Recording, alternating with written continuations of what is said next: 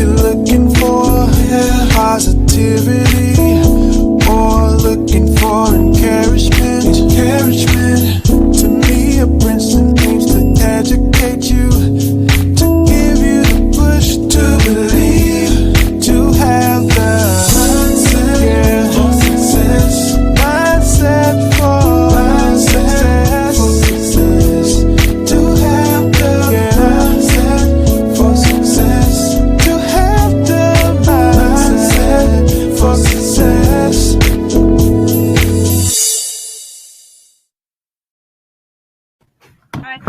Welcome to the Mindset for Success show. I'm Temia Brinson, your host, and our guest today is Pastor Gregory James, and he is the pastor of Life Church International Center in Tallahassee, Florida. And we also have Mike Scott, and he is a mentor and community advocate in Orlando, Florida. So, Pastor James and Mike Scott, welcome to the show. Well, first of all, let me say thank you so much for the invitation. I'm just delighted to be here with you and Mike, who is an advocate of change. So I feel real special this morning. Thank you for the invitation. I'm excited to have a good talk and hopefully come up with some ideas or inspire someone to come up with some ideas to make their communities better. All right. So let's get into it. Today, we're talking about combating crime and violence in our communities. And so on October the 10th, throughout that night, it was gunfire in Tallahassee, and it left about 5 people, including a teenage girl who was injured. And there were 3 separate shootings over an 8-hour stretch. Again, there were 3 separate shootings in an 8-hour stretch in the city of Tallahassee. And this was all reported in Tallahassee.com.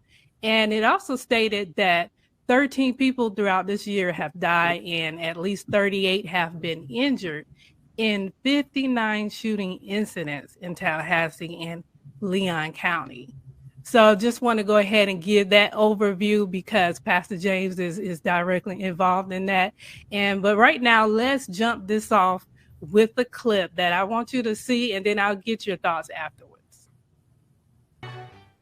This weekend, 3 separate shootings left 5 people injured in Tallahassee. The first shooting, Saturday night at 8:30 at the Griffin Heights Apartments.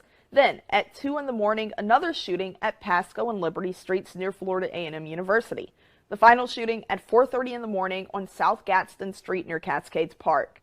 We've got some major work to do. Getting to the bottom of the gun violence problem is going to take work from the police department, faith leaders, and community members across Tallahassee. We are fighting a major fight to keep communities safe.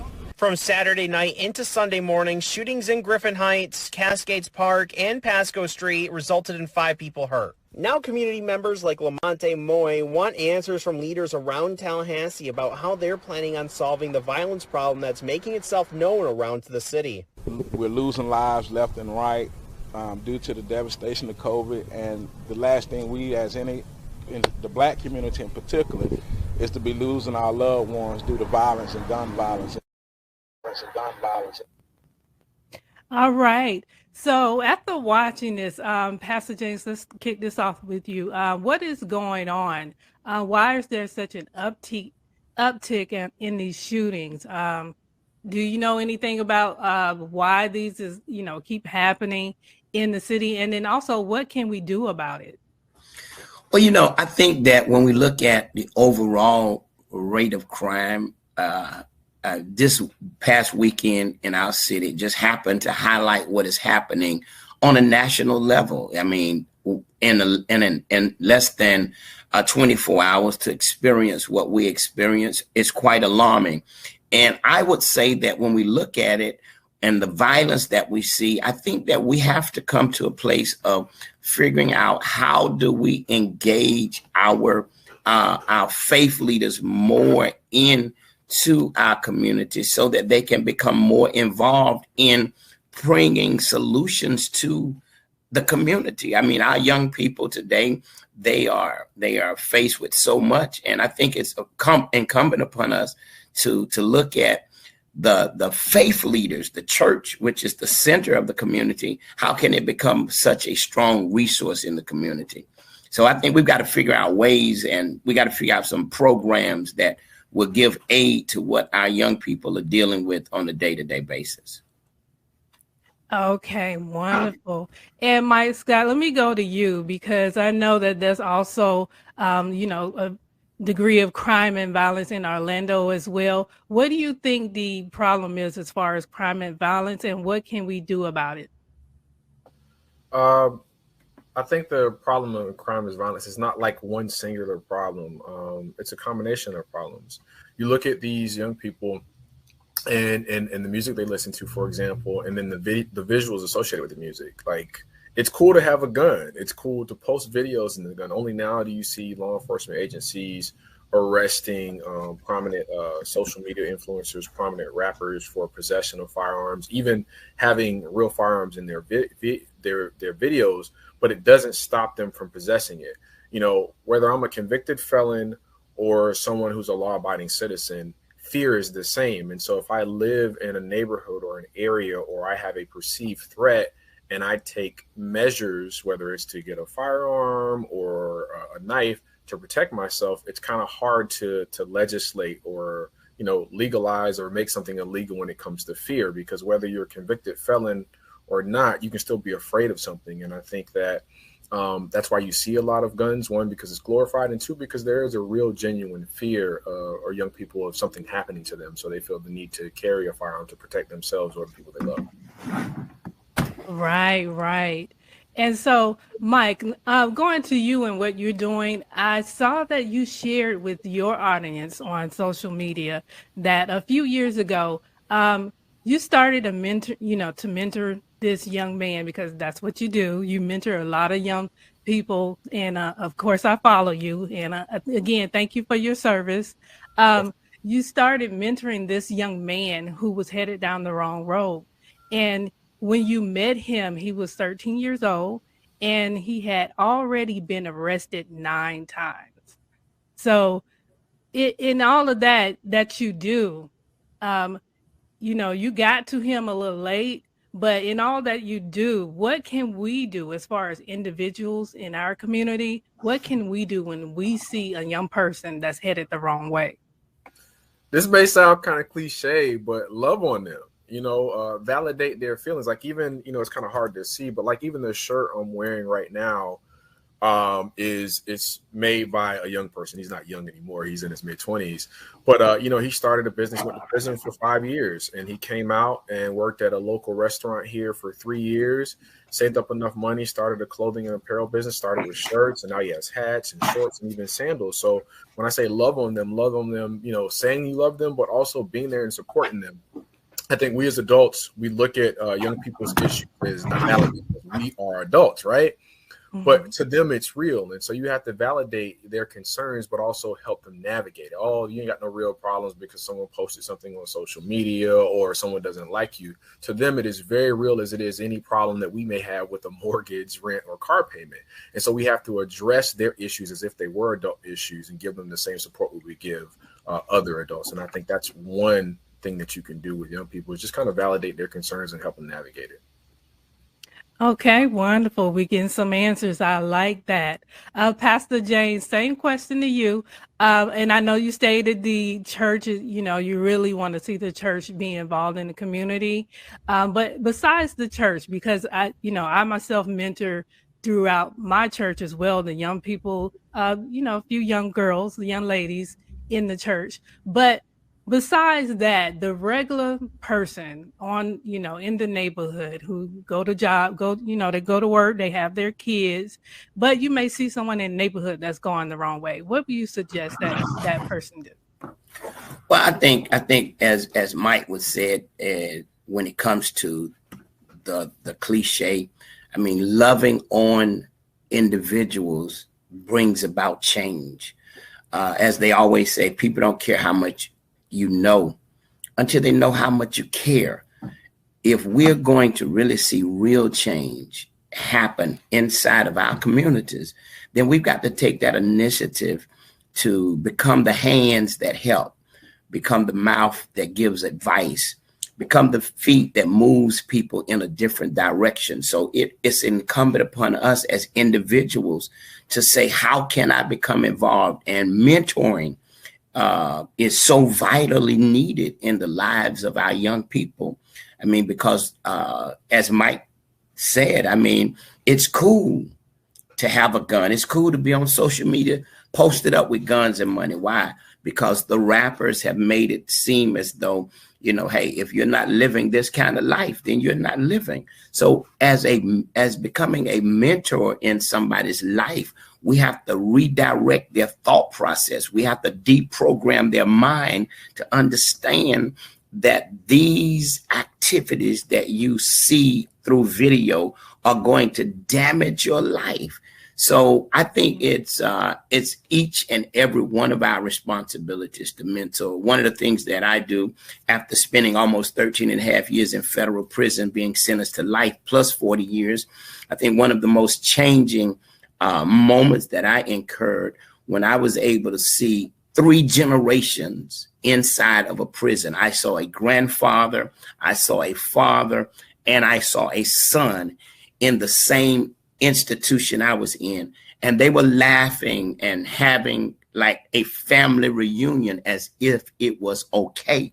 I knew then that the task that was upon me was to figure out how to break that kind of generational curse that is happening, how to break that cycle. So I started a mentoring program. I mentor children whose parents are incarcerated. I mentor men who are coming out of prison.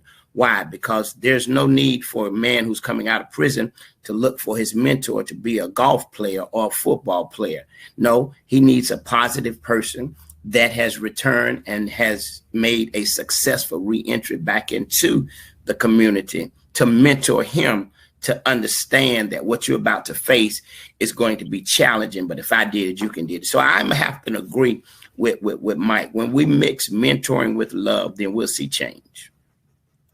All right. All right.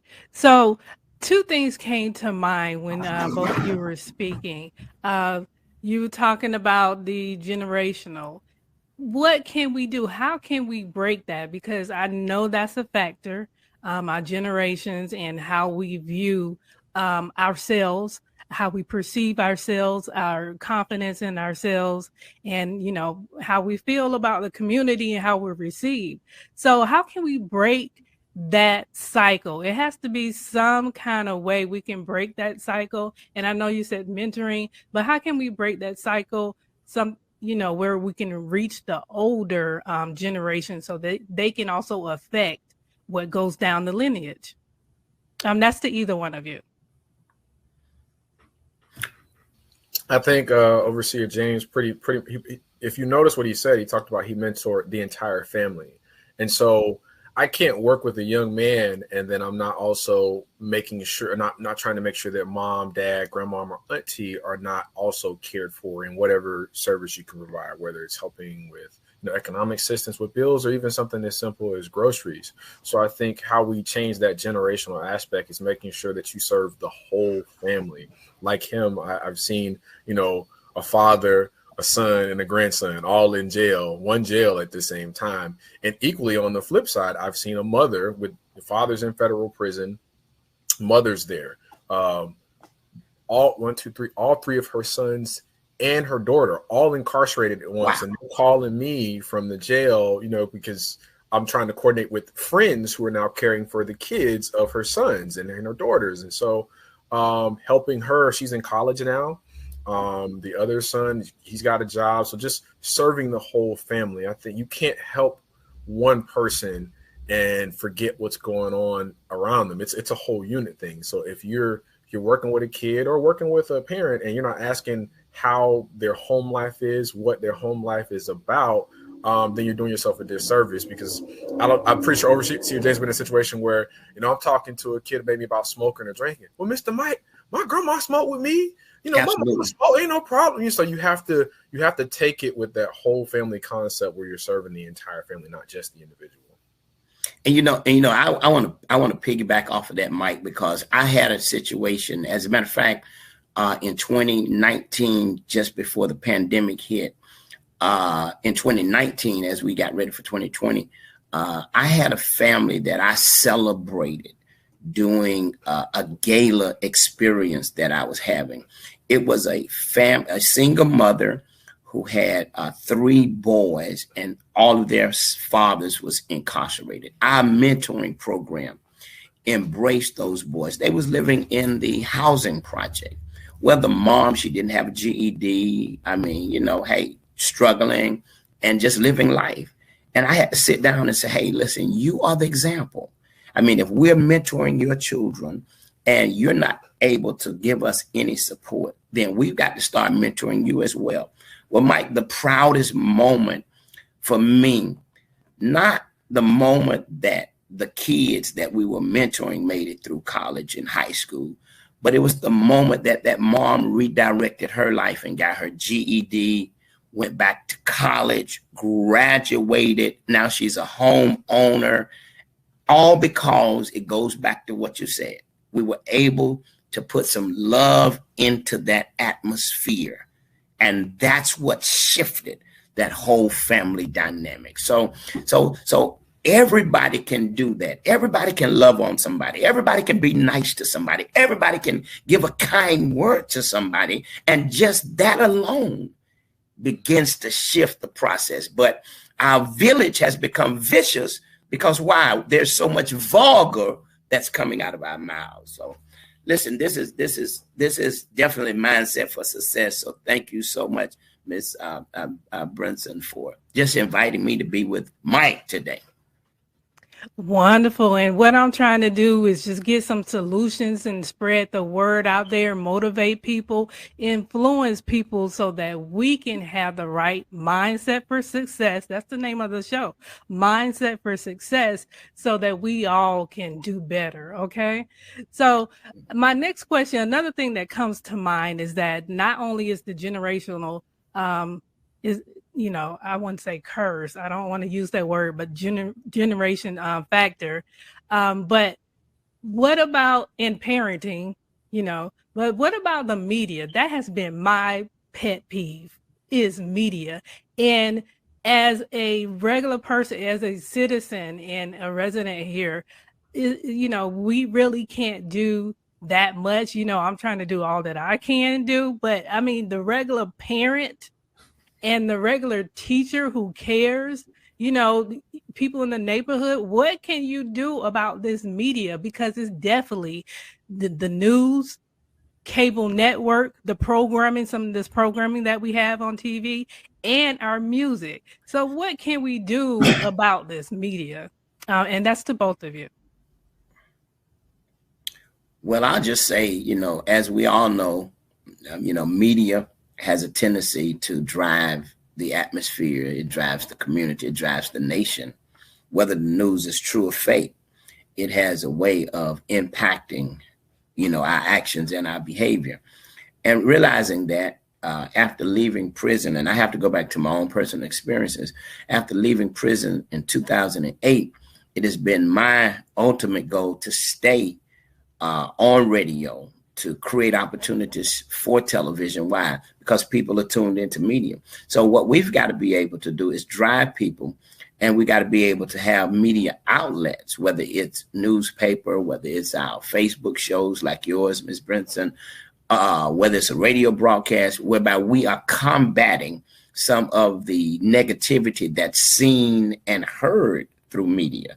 I mean, some of our shows, it polarizes crime. It gives the high level of gratitude for those who break the law. It gives so much positivity to the negative things that are seen.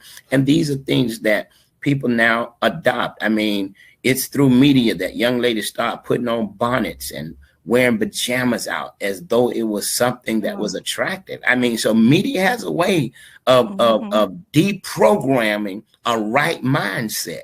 So we've got to be able to combat it every chance we get.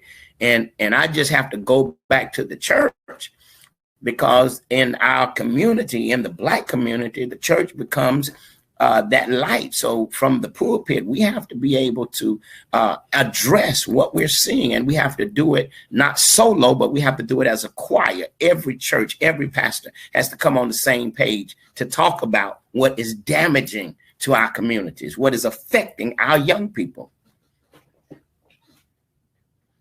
When it comes to media, I think that so like one of my mentors tells me, I'm 39 years old. I still have a mentor in a lot of different areas, you know, spiritually, for the military, even in mentoring. And one of my mentors in mentoring, you know, explains to me often that nothing is bigger than the system. You can't beat the system. And so since you can't beat the system, you have to learn ways to navigate and operate in it. And one of the ways we do it is by what you're doing right now. For example, Temia, you take it upon yourself on a Saturday morning to talk about combating violence. You know, we've all seen the power of social media and how where years ago, the power to, you know, inform the masses was in the hands of a few, you know, corporate entities, you know, a few news stations. And now, you know, any individual can now reach the masses with a simple post on any platform and become the news, and through their community become credible news. So I think that we support those in the community that have lived experience, as Overseer James keeps talking about. You know, he went to prison. That's lived experience. So I'm going to probably want to listen to him about issues that may impact people who are incarcerated and those coming from home, as opposed to your traditional news networks, because he has that lived experience. Like, he's been there. He didn't go there to do a quick interview. He actually lived that. So, you know, that's where you look at, you know, changing, you know, where we get our news source from, where we get our media from. I go to Twitter. Like, if something's going on, like Facebook was out a week or so ago. And I was like, well, let me go on Twitter. And as soon as I came on Twitter, it was a trending thing, you know, based on the people I follow, what was going on. Facebook is down or whatever. And the jokes about, you know, the Facebook whistleblower, they're changing all the passwords so that everything she's talking about doesn't exist anymore. But, you know, things like that, just taking, you know, your neighborhood and your communities and becoming your own news source, getting your own stuff, verifying your own facts. So you're not reliant upon these large organizations to kind of influence you in one direction or another. And to be All right. Yes, go ahead. Can I just add on to what Mike said? And because I think that it's so vital in this hour that we're in now to have people who have lived experiences to become walking medias for their communities. I mean, when you talk about the violence that we're having, there are some people who understand the consequences of carrying guns. There are some people who understand the consequences of gun violence. They have to become voices that we listen to. And as Mike said, with all of the social media outlets now, listen, one tweet has the tendency to make the stock market or make the indices change in a different direction. So people are tuned into social media. And if we get enough people understanding that your voice matters, somebody's listening, then you turn up your volume and we can stop some of the vicious cycles that are taking place. So Mike, that was lived experience. I'm gonna have to keep that one, Mike, and use that one as a part of my reservoir for conversation now. It's a true story. Go ahead. All right. So we can go ahead and look towards that, and then know that, you know, we can better improve our neighborhood and our communities. But also, going back to parenting, I think I kind of skipped over that part, talking about generation, and then I meant to transition into parenting. But let's go back to parenting. What can we do to get to the parents in time? Because as you know, like I was alluding to before, the generation curse or the structure of the home, it does matter. So how do we get to them so that they can influence their kids and so forth? I know that there are parenting classes out there, but maybe this is just me and my observation. It seems like they go when it's too late, when something happens in the home and they have to be, you know, it's court ordered, you know? So how do we get to these parents before, you know, it gets out of hand, or correct the family structure and their parenting? Again, this is to both of you. Well, I mean, Mike, I'm always make the voice of the church the sounding board for issues that are taking place. I think that Big Mama and them have to become mentors again to really show our ladies what being a mother is all about. Because when you can find a mom and a daughter in the same club, enjoying drinking from the same bar, then we're headed into some major crisis. That would never have been the case in the days of old. You would never be living a disrespectful life in front of your mom. So I think that once again, and I know I lose a lot of my preacher for pastor friends when I talk about the role of the church.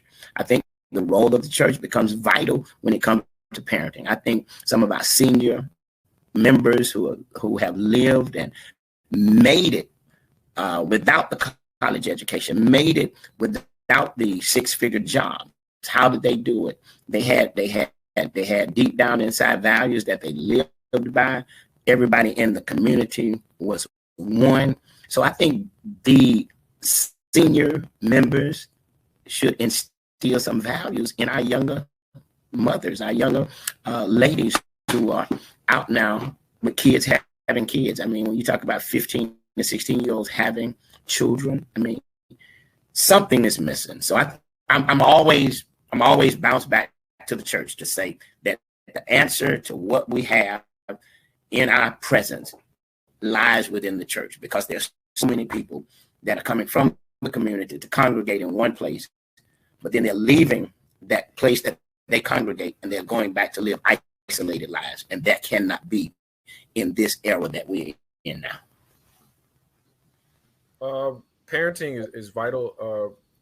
I was fortunate enough to have both my parents in my life coming up, even though they're not together, but they were together in the sense of raising me and my brothers to make sure that, we would grow up to be productive citizens, if that makes sense.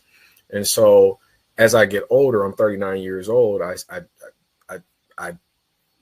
just see how blessed I am to have mom and dad, still in my life, and the things that they did that maybe I as a kid didn't like or thought was lame or annoying, I now understand, being a father and just in the conversations that I have with kids. So having, parents who are actively involved and engaged in kids' lives, I think makes all the difference.